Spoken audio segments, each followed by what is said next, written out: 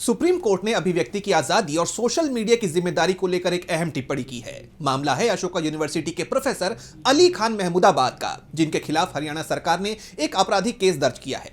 आरोप है कि प्रोफेसर ने ऑपरेशन सिंदूर को लेकर विवादित पोस्ट किया था, लेकिन अब सुप्रीम कोर्ट ने इस मामले में बीच का रास्ता निकालने की पहल की है। तो वहीं इस मामले को लेकर हरियाणा सरकार को टाइम भी अलॉट कर दिया है। देखिए ये रिपोर्ट। सुप्रीम कोर्ट ने अशोका यूनिवर्सिटी के प्रोफेसर अली खान महमूदाबाद के खिलाफ चल रहे एक मामले में अहम टिप्पणी की है। कोर्ट ने हरियाणा सरकार से पूछा है कि क्या प्रोफेसर की तरफ से ऑपरेशन सिंदूर को लेकर किए गए सोशल मीडिया पोस्ट के मामले को एक बार की उदारता दिखाते हुए बंद किया जा सकता है।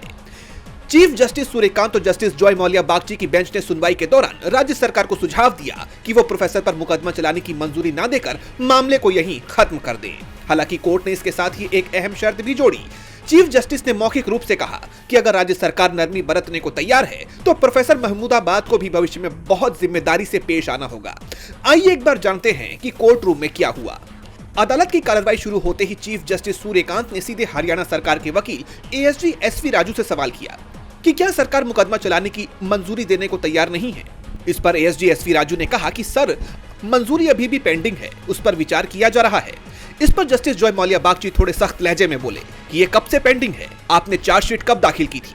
इस पर एएसजी ने कहा कि चार्जशीट 22 अगस्त 2025 को दाखिल की गई थी। इस पर चीफ जस्टिस ने एक बड़ा सुझाव दिया।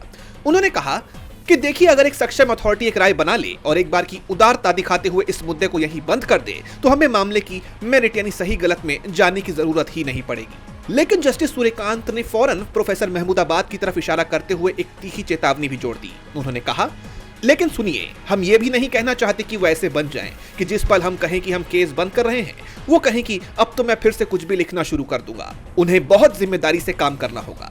चीफ जस्टिस ने अपनी बात जारी रखते हुए कहा कि अगर राज्य सरकार अपनी तरफ से दरियादिली दिखा रही है तो प्रोफेसर को भी उतना ही जिम्मेदार होना चाहिए। प्रोफेसर की तरफ से खड़े सीनियर एडवोकेट कपिल सिब्बल ने कोर्ट की इस बात पर तुरंत हामी भर दी। उन्होंने माना कि जिम्मेदारी दोनों तरफ से होनी चाहिए। आखिर में सीजीआई ने अपनी बात खत्म करते हुए कहा कि अगर राज्य तय करता है कि मामला खत्म किया जा सकता है तो बात यहीं खत्म हो जाएगी। हमें पूरा यकीन है कि प्रोफेसर भी आगे से जिम्मेदारी से पेश आएंगे। कोर्ट का रुख साफ था कि अगर कानूनी राहत दी जाती है तो उसका मतलब ये नहीं है कि व्यक्ति को कुछ भी लिखने की खुली छूट मिल जाए। सीजेआई सूर्यकांत ने चुटकी लेते हुए कहा कि हम नहीं चाहते कि मामला बंद होते ही वो फिर से कुछ भी लिखना शुरू कर दें। प्रोफेसर की तरफ से पेश सीनियर वकील कपिल सिब्बल ने भी कोर्ट में इस टिप्पणी से सहमति जताई। अब कोर्ट ने हरियाणा सरकार को निर्देश लेने के लिए 6 हफ्ते का समय दे दिया है।